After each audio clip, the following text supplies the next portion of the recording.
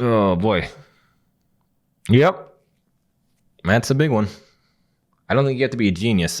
Big red candle, I'm pretty sure means bad. Are we going for round two? Should I be buckling up? Should I be buying a bunch of puts? Maybe. But why today? Why is the Dow Jones down 7% today?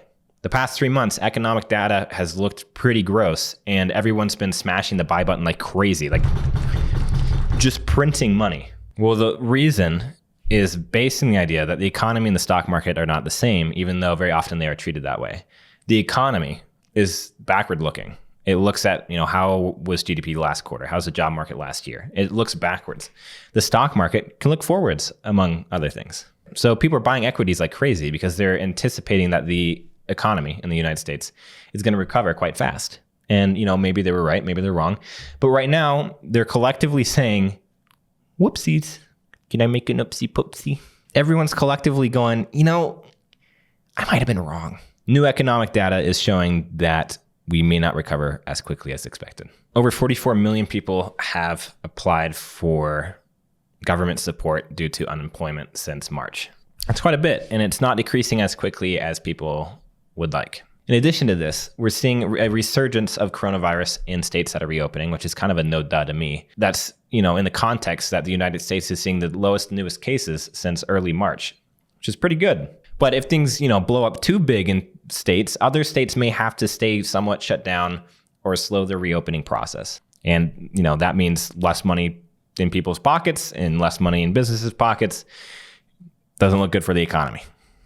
So the stock market's looking at the future economy. It has been looking at the future of the economy this entire time. And now it's suspecting that this future economy is not going to look as good as they thought. I mean, the way they've been buying, you would think that we're going to have the greatest economy ever next year. But now people might be changing their minds a little bit. So what's my plan now? Well, I've consolidated my portfolio into a pretty tight handful of positions, looking at a lot in Activision because they have been outperforming the overall market this entire time because everyone's at home drinking beer, maxing out credit cards on microtransactions. And then I have the rest of my investments, a little teensy bit of Boeing. I had some in both Alaska Airlines and Boeing, but took some profits in light of recent news. Then I have some in Waste Management and Visa.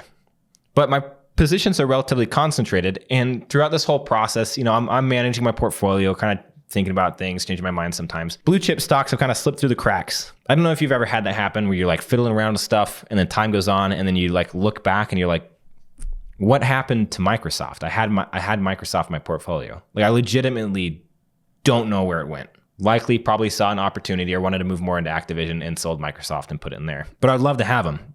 And I've been thinking about that for the past, couple of weeks. But it's been kind of hard for me to buy any of those stocks because it's been going up like crazy and it just looks like it's overvalued. I've always had in the back of my mind that, the economy is hurting and the stock market is not showing that. It's showing a bigger recovery than I would intuitively expect. So I've been anticipating a decline and I'm hoping that I'm getting that decline so that I can buy these blue chip stocks, these bigger name stocks, some FANG stocks at a lower value while still keeping the large amount of my money in Activision, which I think is a solid company with good financials that is going to weather coronavirus and all that really well. They themselves have said that they could benefit from everything that's going on. But I've been keeping my portfolio relatively concentrated because there's this thing that's been sticking in my mind lately. If I read it somewhere, I don't know where, it said concentration builds wealth and diversification protects it. As a young individual, it's important not to become overly diversified. Diversification is to smooth out the ride up. I don't mind if things go up, down like crazy, but in the long term, I still make more money. Because that's all you're doing. When you're reducing risk, you're taking those big waves, those big ups and those big downs, and you're squishing them together, but overall reducing your return. As a 55-year-old, you might want to do that, have it diversified into a lot of investments, because that's going to protect your money as well if you're diversified into a bunch of different investments. But generally speaking, all it is doing is just smoothing out the ride for you. And I was thinking about that a lot this past couple of weeks, because I generally had a pretty large portfolio. And then I watched a video of Warren Buffett saying, we think diversification is, as practiced generally, makes very little sense for anyone that knows what they're doing. Diversification is a protection against ignorance. if you don't know what you're doing, sure, diversify. But as a young person, I think now's the time, maybe not, in my opinion, I'm starting to get more and more a sour taste in my mouth towards like eating money into options, because a lot of people will defend buying a bunch of puts or buying a bunch of calls by saying that now's the time to risk it. You're young, you can make up for losses. And while that's true, I'd be darned if someone made more money consistently than just investing in a single stock like Microsoft. Sure, investing in a single stock has quite a bit of risk, but I would argue that buying a bunch of puts or calls has a lot more risk. I'm not talking about trading in general. There's a lot more conservative ways to trade, but just going all in puts and calls, that's way too much risk, likely for a horrible return, when you could just put your money in Microsoft. And by the time you save up a bunch of money and throw, like 20 grand into it, then you're going to see such fluctuations that it's going to hit that dopamine center in your brain where you made $1,000 in a day and you're going to just be smiling and gleaming all day.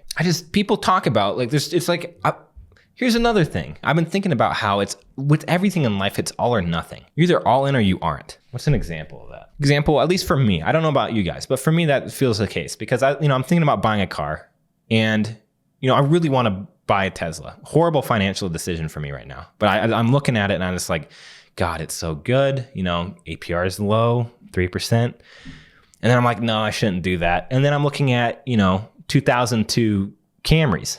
It's all or nothing. You either go big or you're just buying some, crappy car. I mean, 2002 Camry actually isn't crappy, but you get my point. Or, it's either I'm drinking a 6-pack of beer a night or no, I need to tone down my drinking. I need to drink less. So I'm going to drink none at all. And then I'm not even teaching myself the habits of drinking well. That's something I've been struggling with during quarantine. I'm getting fat over here. I don't know if you can tell. My profile looks like crap. So this attitude of all or nothing. And so when I think about, talking to people about why not just invest in a handful of stocks that you know very well and really trust to do well, they'll say, oh, you're supposed to diversify. You're supposed to not put all your eggs in one basket. But then people will go and risk it all on a bunch of puts and calls all the time and probably make a terrible return. And I feel like some people have that in their head. When they invest, it's like very diversified. We're buying the S&P 500 or whatever. But then I'll do some trading on the side and like, I want money now and I need to like yeet it. There's a middle ground where honestly, for most people, it's probably the better place to stand. And it's starting to sound more and more appealing to me. And that middle ground is just hold fewer stocks that you trust that maybe have different flavors. They're in different industries or different sectors. But just hold fewer stocks. I'm not telling you what to do. I'm just telling you my thought process. What's the point of this video? I don't know. I have no idea. I'm just telling you why the stock market's taking a crapper and just some things I've been thinking about. So while you may be getting on the put train again, and I'm sure some other people like they did on some of my other videos are going to come and say, you ginormous pussy. This is a once in a lifetime opportunity. You're supposed to eat all your money, buy puts. Why? I would rather watch this thing die and then take a bunch of money that I've saved up and buy a concentrated selection of good stocks at good prices and then watch that compound interest turn me into a filthy rich son of a bitch. So it's going to be kind of an experiment. I'm experimenting with things all the time. I want to experiment with this. I want to try I imagine buying just a small handful of stocks would outperform a lot of traders. It would outperform me.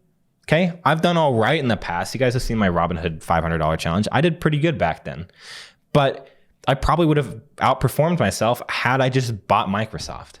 So sometimes I kind of wonder what's the point. It's fun. And I think I'm going to get better over time, so that could give you higher returns, but you're also like dealing with a bunch of stress a lot of the time. So one of the experiments I'm doing right now and why you haven't seen a bunch of updates, like what trade's Adam doing right now? What's he looking at? Is one of my experiments is building a concentrated portfolio and just seeing how that thing rips and roars, especially if I can get in at dirt cheap prices, which I'm hoping I'll be able to do again. I don't like buying high. Call me a genius. Okay, well, I guess thanks for letting me ramble your ear off. Good luck out there. If you do buy puts or whatever, go for it. Just risk what you're willing to lose and it's fine, If you're not going to hate yourself at the end of the day for losing it, then you can't go wrong. I love you. Goodbye.